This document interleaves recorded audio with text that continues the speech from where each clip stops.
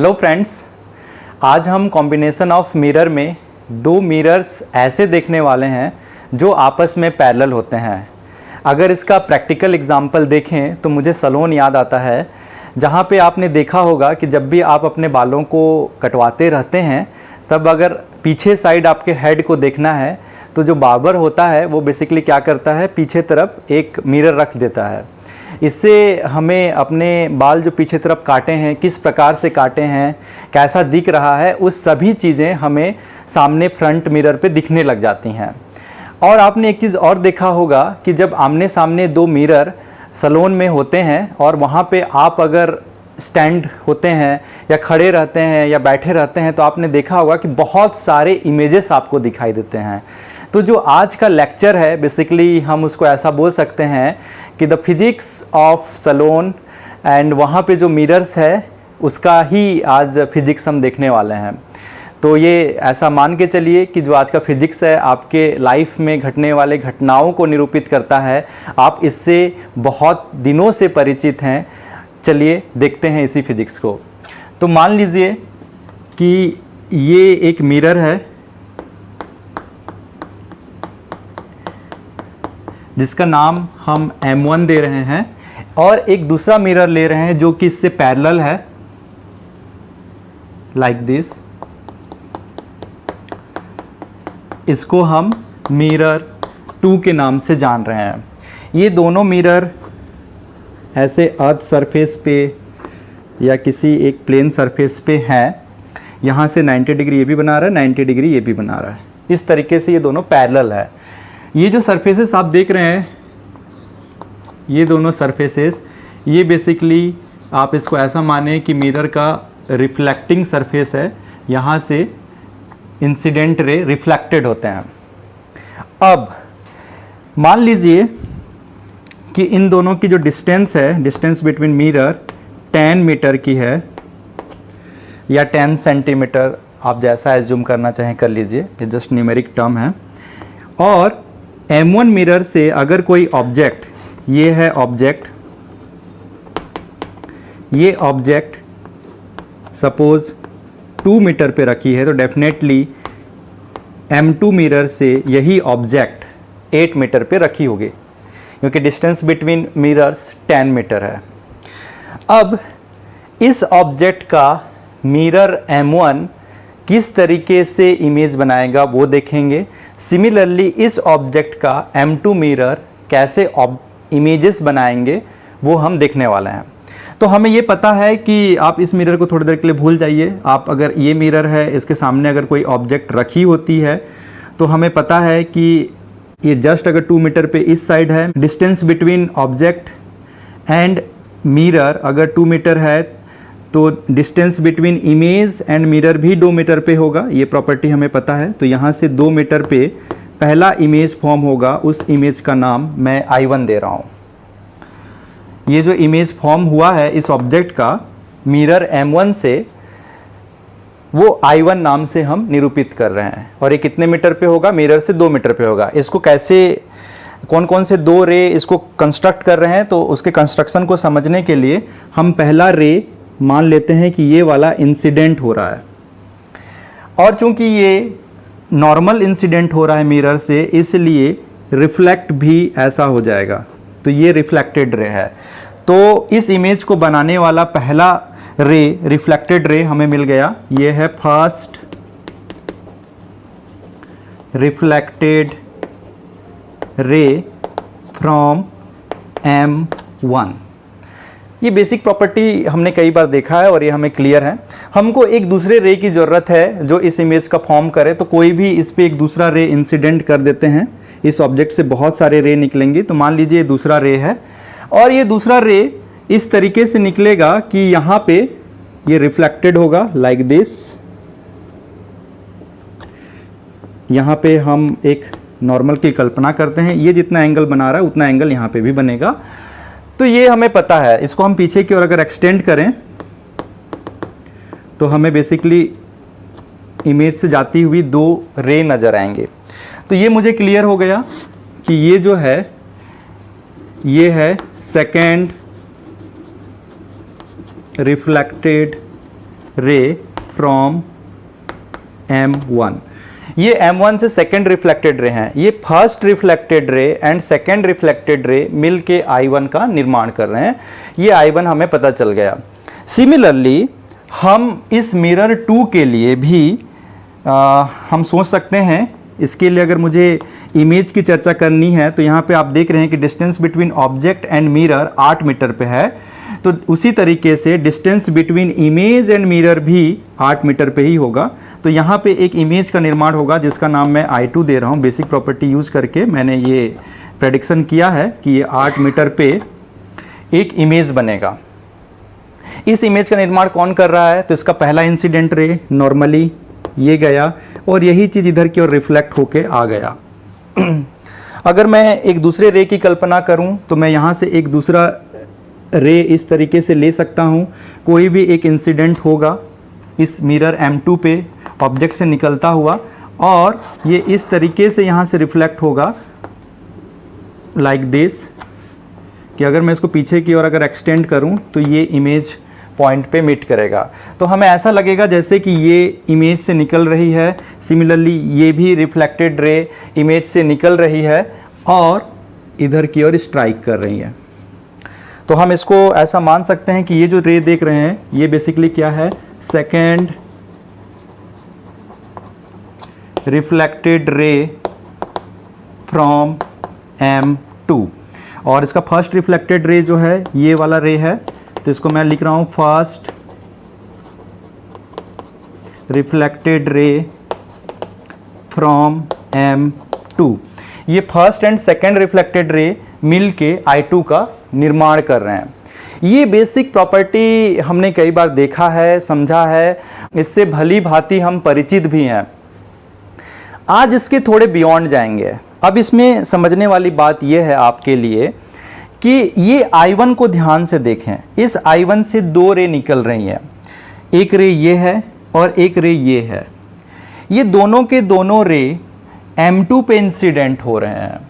ये दोनों के दोनों रे M2 पे इंसिडेंट हो रहे हैं। जब भी मैं 2 रे की बात करूं तो आप अपने दिमाग में लेके चलिए कि इनके इन बिटवीन बहुत सारे रे हैं लाइक दिस,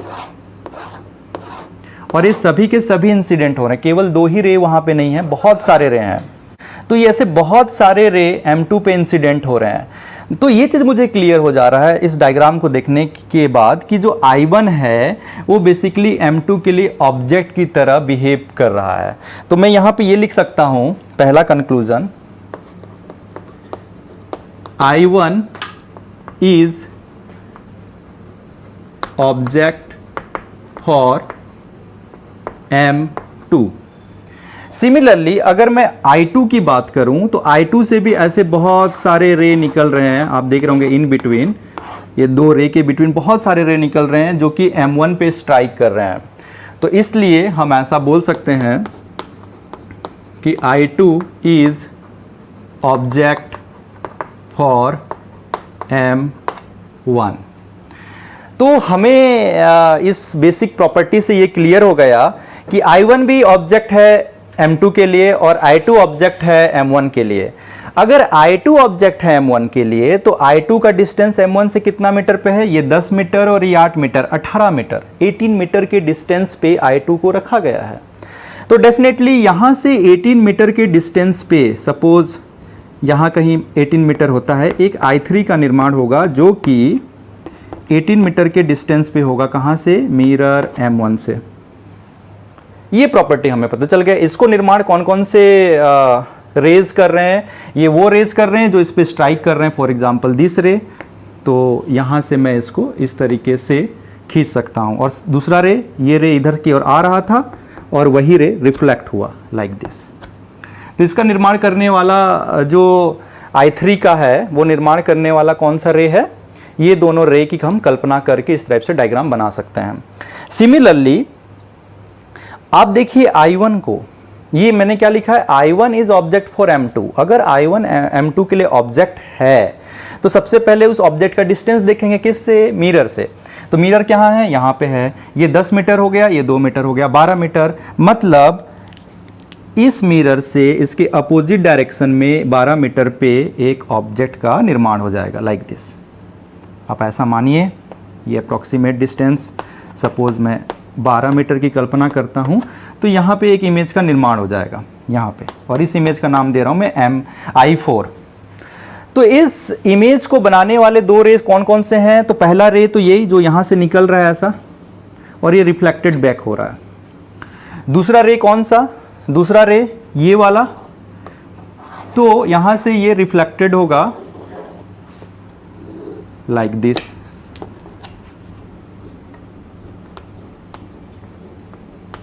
ऐसा, ये और ये रे।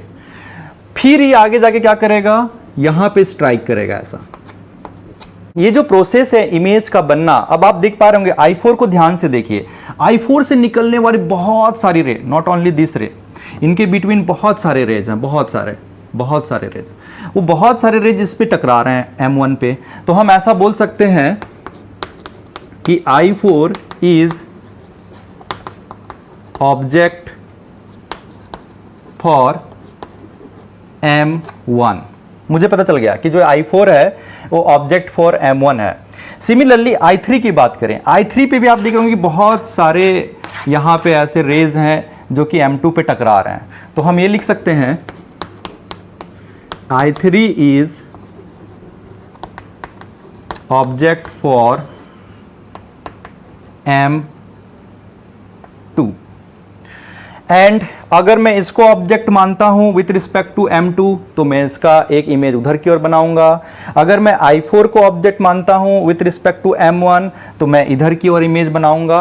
और ये जो प्रोसेस है इमेज बनाने का, वो चलता रहेगा, और इतना चलता रहेगा कि इनफाइनाइट तक चलता रहेगा। तो हमें ये चीज़ क्लियर हो गया कि इससे इनफाइनाइट इमेजेस बनेंगे। M1 भी इनफाइनाइट इमेज बनाएगा और M2 भी इनफाइनाइट इमेज बनाएगा। और आपने देखा होगा कि जब भी हम अपने बाल कटवाने जाते हैं, अगर दो मिरर्स आमने सामने लगे हैं, हमें इनफाइनाइट इमेजेस दिखाई देने लगते हैं। ये जो इनफाइनाइट इमेजेस आप कोई भी मिरर पे देखें, सामने वाले मिरर पे देखेंगे तो उसमें भी इनफाइनाइट इमेजेस आपको दिखाई देंगे। अगर आप बैकवर्ड पीछे वाले मिरर में भी देखेंगे तो उसमें भी इनफाइनाइट मिरर्स दिखाई देते हैं। ये हमारा डेली लाइफ का एक अभिन्न पार्ट है। तो आप ये इससे भली भांति परिचित हैं। तो ये तो क्लियर हो गया कि इनफाइनाइट इमेजेस आपको मिलेंगे। कुछ स्टूडेंट के मन में ऐसा कंफ्यूजन आ सकता है कि यहां से निकलने वाली रे के बाद जब ये टकराएगा, सपोज यहां से ये रिफ्लेक्ट होता है फॉर एग्जांपल ऐसा, तो इधर तो मिरर नहीं है, उसके बाद स्कोप खत्म हो जाएगा। नहीं, उसके बाद स्कोप खत्म नहीं होगा। बेसिकली क्या है, यहां पे बहुत सारे इनफाइनाइट रेज हैं, इसमें से वो रे सिलेक्ट होंगे जो इधर की ओर टकराएंगे। तो इमेज तो कंटिन्यूस बनता रहेगा। जब मैं इसको ऑब्जेक्ट मानता हूं, तो जब इसको ऑब्जेक्ट मानने का मतलब ये नहीं है कि केवल ये रे और ये रे हैं, इनके बीच ऐसे इनफाइनाइट रे हैं ऐसे। तो आगे के इमेजेस के लिए हम उस रे को सिलेक्ट करेंगे जो इस पे टकरा के इधर की ओर रिफ्लेक्टेड हो, M1 की ओर रिफ्लेक्टेड हो। फॉर एग्जांपल ये हमारे काम का नहीं है, तो मैं ऐसे इसको सिलेक्ट कर लेता हूं सपोज ऐसा। तो ये जब इधर से रिफ्लेक्ट होगा तो ये ऐसे रिफ्लेक्ट होगा, ये देखिए ऐसा। और उसके बाद जब यहां से होगा तो अगेन इधर की ओर रिफ्लेक्ट होगा। तो मुझे ऐसे रेज को सिलेक्ट करने होते हैं जो इस दोनों के लेंथ पे, जो इसका जो हाइट है, इस मिरर की हाइट है, उसके दायरे में रहे इमेजेस बनाने के लिए। तो इससे एक चीज़ और क्लियर हो रही है कि धीरे धीरे इंटेंसिटी जो है इमेजेस की वो कम होती जाएगी, क्योंकि उसको बनाने वाले नंबर ऑफ रेज की संख्या कम होती जा रही है। तो ये चीज़ आपको ध्यान देना होगा कि हो क्या रहा है प्रोसीजर में। आपको ऐसा लग सकता है अपेरेंटली कि यहाँ से निकलने वाले ये रेज अब काम का नहीं है, तो मेरे इमेजेस फॉर्म नहीं होंगे। हो सकता है कि इसके बाद मेरे इमेजेस फॉर्म नहीं होंगे, लेकिन ऐसा नहीं है। इनके इन बिटवीन बहुत सारे रेज हैं, मुझे उसको कंसिडरेशन में लेना पड़ेगा, और उसके बाद आप उसको कंसिडरेशन में लेके उसको एज अ ऑब्जेक्ट की तरह बिहेव करवा सकते हैं। तो ये ध्यान रखिएगा। तो हमें क्या क्या चीज़ समझ में आया इस पूरे सिनारियो से? इस पूरे सिनारियो से हमें एक चीज़ क्लियर हुआ कि number of image formed by M1 और M2 दोनों ही सेम है। जो मिरर्स जो बनाए हैं images, that is infinite. Infinite images बने हुए हैं। इसमें एक दूसरी अंडरस्टैंडिंग भी बताता हूं कि इनके बीच का डिस्टेंस कुछ भी हो, आप ऐसे कल्पना करिए कि ये 2 मीटर 8 मीटर की जगह पे मैं 4 मीटर ले लूं, मैं 5 मीटर ले लूं, मैं 6 मीटर ले लूं और इनके बिटवीन कुछ भी एक ऑब्जेक्ट के रख दूं, तो ऑब्जेक्ट को मैं कैसे भी रखूं उससे कोई फर्क नहीं पड़ता। इनफाइनाइट इमेज तो इन ऑल केसेस बनना ही है। Number of images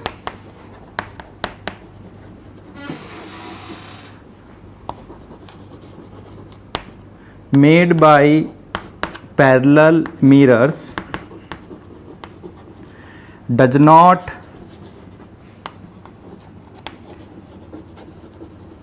depend on, इसका जो पहला है किस किस फैक्टर्स पे डिपेंड नहीं करता। पहला जो है डिस्टेंस बिटवीन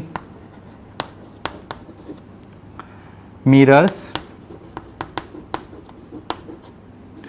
मिरर्स के डिस्टेंस जो है, दोनों मिरर्स को किस डिस्टेंस पे रखी गई हैं उस पे ये निर्भर नहीं करता। Infinite images in all cases बनेंगे, चाहे आप कहीं भी मिरर को कितनी डिस्टेंस पे रख लें। इंपॉर्टेंट कंडीशन ये है कि ऑब्जेक्ट से निकलने वाली रेज उन तक पहुंचनी चाहिए। ऐसा नहीं कि वहाँ पे एक वॉल खड़े कर दिया, आप ऐसा बोले कि मैं घर के अंदर एक मिरर को रखूँगा, घर के बाहर एक मिरर को रखूँगा, बीच में एक वॉल आएगा। अरे जब वॉल आ गया तो कैसे रेज किसी ऑब्जेक्ट के आर पार जा सकती हैं, तो ये आपको ध्यान रखनी होगी इस कंडीशन में।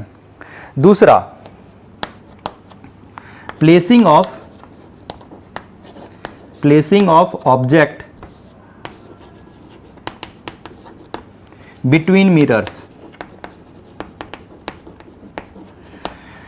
ये ऑब्जेक्ट के प्लेसिंग पे डिपेंडेंट नहीं है कि ऑब्जेक्ट को आप 2 मीटर पे रख रहे हो कि 3 मीटर पे रख रहे हो एक मिरर से, कि 4 मीटर पे रख रहे हो कि 5 मीटर पे रख रहे हो कि पूरे के पूरे 10 मीटर पे रख रहे हो, उससे कोई फर्क नहीं पड़ता। फर्क इस चीज से पड़ता है कि भाई ऑब्जेक्ट कहां पे है, बस इतने ही से, कितना दूर पे है उससे फर्क नहीं पड़ता। उससे नो डाउट ये जो इमेजेस हैं उनके डिस्टेंस चेंजेस होंगे, लेकिन मैंने क्या बोला है, नंबर ऑफ इमेजेस की मैं बात कर रहा हूं, मैं डिस्टेंस की बात नहीं कर रहा हूं, ये ध्यान रखिएगा। इमेजेस कहां पे बनेंगे उस पे फर्क आएगा, लेकिन कितने बनेंगे उस पे फर्क नहीं आएगा, हमेशा इनफाइनाइट ही बनेंगे। तो ये उसके लिए फैक्टर हम देख रहे हैं। तीसरा, ये जो लेंथ ऑफ मिरर देख रहे हैं आप, इस लेंथ ऑफ मिरर पे भी डिपेंड नहीं करता है, does not depend on length of mirrors. आप इसको इतना छोटू सा भी ले लोगे ना तब भी इनफाइनाइट इमेजेस नजर आएंगे, आप इनको इतना छोटू सा ले लोगे तब भी इनफाइनाइट नजर आएंगे, आप इतना बड़ा भी ले लोगे तब भी इनफाइनाइट नजर आएंगे, आप इससे भी बड़ा ले लोगे तो भी इनफाइनाइट नजर आएंगे। लेकिन प्रॉब्लम कहां पे है, अगर आप छोटी मिरर्स लोगे तो वहां से जो इमेज बनेगी उसकी इंटेंसिटी कम रहेगी। क्यों? क्योंकि उसमें नंबर ऑफ रेज कम है। अगर नंबर ऑफ रेज कम है तो इंटेंसिटी कम होंगी, उसको बनाने वाले, उस इमेज को बनाने वाले जो रेज हैं वो कम संख्या में है, इसलिए उनकी इंटेंसिटी कम होगी। तो ये आपको ध्यान देने वाली बात है कि अगर मिरर की साइज कम हो जाएगी तो इंटेंसिटी ऑफ इमेजेस पे क्या फर्क पड़ेगा, इंटेंसिटी ऑफ इमेजेस कम हो जाएंगे। इसीलिए मैं बोल रहा हूं कि जैसे जैसे हम इनफाइनाइट की ओर बढ़ते जाएंगे, जैसे जैसे हम इनफाइनाइट की ओर बढ़ते जाएंगे, इमेजेस की इंटेंसिटी धीरे धीरे कम होती जाएगी, क्योंकि उस इमेज को बनाने के लिए जितनी नंबर ऑफ रेज फर्स्ट बार में है, उसके बाद सेकंड बार में थोड़ी कम रहेगी, थर्ड बार में थोड़ी कम रहेगी, फोर्थ बार में थोड़ी कम रहेगी। क्यों? क्योंकि आपने देखा कि ये रे अब इस इमेज को नहीं बनाने के लिए रिस्पॉन्सिबल है, ये जो रे है इधर की ओर जो इमेज बनता उसके लिए रिस्पॉन्सिबल नहीं है। इसका मतलब इसके नीचे के रेज इमेज को बनाने के लिए रिस्पॉन्सिबल है। अगर वो इमेज को बनाने के लिए रिस्पॉन्सिबल है तो डेफिनेटली उससे जो एक शार्पनेस आएगी, इमेज की जो इंटेंसिटी आएगी वो अलग रहेगी। लेकिन इसके बाहर वाली इमेजेस तो कोई काम के नहीं है, वो रेज को कोई काम के नहीं है हमारे। तो ये आपको ध्यान देनी होगी कि ये जो लेंथ ऑफ मिरर भी इंपॉर्टेंट है, लेकिन नंबर ऑफ इमेजेस के लिए इंपॉर्टेंट नहीं है, तब भी इनफाइनाइट नंबर ऑफ इमेजेस बनेंगे। तो ये 3 फैक्टर आपको ध्यान रखना है। लेकिन क्वेश्चन ये नहीं है, अगर कॉम्पिटिशन्स के एग्जाम की अगर हम बात करें तो उसमें ट्रिकी क्वेश्चन पूछे जा सकते हैं। उसमें आपको ये पूछा जा सकता है कि मिरर M1 का मुझे 5वां इमेज का पोजीशन बताइए with respect to mirror M1, या M2 मिरर का मुझे तीसरे इमेजेस का पोजीशन बताइए विथ रिस्पेक्ट टू M2। तो आपके लिए इतने सारे रे डायग्राम एटसेट्रा खींचेंगे तो बहुत प्रॉब्लमेटिक है, बिकॉज इसको शो करना इटसेल्फ धीरे धीरे प्रॉब्लमेटिक होते जाता है। जैसे जैसे आप लार्जर नंबर ऑफ इमेजेस की तरफ बढ़ते जाएंगे, ये रे डायग्राम को खींचना और उससे अंडरस्टैंडिंग लेना टू मच कॉम्प्लेक्स हो जाता है। आप देख रहे होंगे इतने में बहुत सारा कॉम्प्लेक्सिटी बढ़ गई है। तो इस कॉम्प्लेक्सिटी को हटाने के लिए, इस कठिनाई को हटाने के लिए हम बेसिकली क्या करते हैं, एक ट्रिक मेथड का यूज करते हैं, जो लास्ट टाइम भी हमने किया था। वो एंगुलर फॉर्म में देखा था, इस बार हम लीनियर फॉर्म में देखेंगे। तो चलिए उस ट्रिक मेथड का स्टडी करते हैं। फ्रेंड्स, एज यूजुअल हम यहाँ पे 2 मिरर लिखा करेंगे, M1 एंड M2। जैसे कि मैंने पहले भी आप लोगों को बता चुका है, एंगुलर वाले फॉर्म में जब देख रहे थे, इसके नीचे हुए लिखे पैरामीटर्स जो हैं M1 से बने हुए इमेजेस के पोजीशंस को बताते हैं कि M1 के रिस्पेक्ट में, ये ध्यान रखिएगा। उसी तरीके से M2 के नीचे हुए लिखे पैरामीटर्स M2 के रिस्पेक्ट में बने हुए इमेजेस के पोजीशन को बताते हैं। हमको ये पता है कि यहाँ पे M1 के रिस्पेक्ट में 2 मीटर पे एक ऑब्जेक्ट को रखा गया है, तो इसका जो पहला इमेज बनेगा M1 के रिस्पेक्ट में, जो I1 हमने यहाँ पे नाम दिया है, वो 2 मीटर पे ही बनेगा, पीछे की ओर, जिधर ऑब्जेक्ट नहीं है उसके अपोजिट साइड पे इमेज बनेगा। ये बेसिक प्रॉपर्टी से हमें पता है। तो हम ऐसा बोल सकते हैं कि जो पहला distance between object and mirror होता है, उसी को यहाँ पे हम डायरेक्ट लिखा करते हैं। तो ये हमने 2 मीटर लिखा। M2 के केस में हम ये देख रहे हैं कि distance between mirror and object जो है वो 8 मीटर है, एंड उसका जो पहला इमेज है वो भी 8 मीटर पे ही बनी है। मतलब distance between image and mirror 8 metre पे ही है। तो यहाँ पे हम ये 8 मीटर लिखे। तो ये हमारा पहला इमेज हो गया, इमेज नंबर 1, इमेज नंबर 2, जिस तरीके से हम एंगुलर वाले फॉर्म में किया करते थे। अब उसके बाद कुछ नहीं करना है। सिमिलरली डिस्टेंस बिटवीन जो मिरर्स हैं उसको हमको ऐड करते हुए चलना है नेक्स्ट इमेजेस के लिए। उस समय हम लोग क्या करते थे, एंगल बिटवीन मिरर को ऐड करते थे। तो अभी क्या करना है मुझे, यहाँ इस तरीके से +10, यहाँ पे 10 है। तो मिरर M1 से जो दूसरा इमेज बनेगा वो 18 मीटर पे बनेगा और इससे 12 मीटर पे बनेगा। इसको हम नाम देंगे, ये वाले को I3 और ये वाले को I4। आप फिगर से ध्यान दीजिए, ये जो I3 बना है मिरर M1 से बना है, जो कि 18 मीटर पे बना है, और ये जो I4 बना है मिरर M2 से बना है, जो कि 12 मीटर पे बना है। वो यहाँ पे हम अचीव भी कर रहे हैं। लेकिन उसके बाद का चीज़ें हमने रे डायग्राम में नहीं खींचा था, वो जस्ट आपके अंडरस्टैंडिंग में था कि हाँ और भी इमेजेस बनेंगे। लेकिन उनकी पोजिशंस क्या रहेगी, वो बहुत आसान है। अब वो पोजिशन आप ऐसा निकाल सकते हैं इस मैथड से। तो यहाँ पे हम 10 मीटर पे इस पे जब जोड़े तो 22 मीटर पे एक और इमेज बनेगा, जिसका नाम हम I5 देंगे।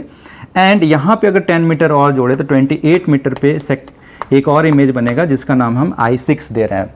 सिमिलरली एंड सो ऑन, ऐसा आप जोड़ते चले जाएंगे। यहाँ से 38 मीटर पे बनेगा, जिसको हम I7 नाम देंगे, और यहाँ पे अगर 10 मीटर और जोड़ दे तो 32 मीटर, जिसको हम I8। तो इस तरीके से ये प्रोसेस इनफाइनाइट तक चलेंगे।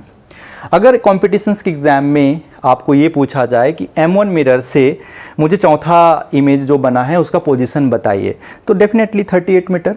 और अगर M2 मिरर से बोला जाए कि मुझे दूसरा इमेज का पोजीशन बताइए, तो 12 मीटर। लाइक दिस, इस टाइप से चीज़ें आपसे पूछी जा सकती हैं, या थोड़ा सा और कॉम्प्लिकेट करके क्वेश्चंस पूछे जा सकते हैं।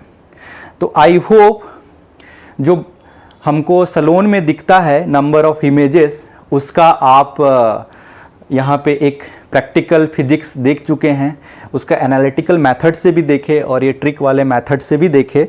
तो आई थिंक आपको ये ट्रिक वाला मेथड ज़्यादा आसान लगा होगा थ्रू आउट, क्योंकि इसमें ज़्यादा कुछ करने का नहीं होता है, लेकिन इसकी अंडरस्टैंडिंग आपको प्रॉपर होनी चाहिए। ये एनालिटिकल मेथड जो है आपको क्लियर होना चाहिए कि ये क्यों हम उसको इमेज के फॉर्म में ले रहे हैं, क्यों नहीं ले रहे हैं इमेज के फॉर्म में। ये चीज़ अगर आपको क्लियर नहीं रहेगी तो आप कहीं पे मिस कर सकते हैं। तो आज के लिए इतना ही। कॉन्सेप्ट कॉर्नर पे आप बने रहें। नेक्स्ट क्लास में हम वेलोसिटी ऑफ इमेज के बारे में स्टडी करेंगे कि अगर एक ऑब्जेक्ट मूव कर रहा है तो वेलोसिटी ऑफ इमेज क्या रहेगा। अगर एक ऑब्जेक्ट भी मूव कर रहा है एंड उसको बनाने वाला मिरर भी मूव कर रहा है, तो वेलोसिटी ऑफ इमेज क्या रहेगा। तो ये बहुत इंटरेस्टिंग रहेगा, आपके अंडरस्टैंडिंग को और बढ़ाएगा, क्योंकि हम इसमें आप जो 9th क्लास में पढ़ के आएंगे व्हाट इज़ वेलोसिटी, तो उसका भी हम इसमें को रिलेशनशिप देखेंगे कि किस तरीके से मिरर की दुनिया में इसका इम्प्लीमेंटेशन कर सकते हैं। तो आप एंजॉय करिए फिजिक्स को। Thank you.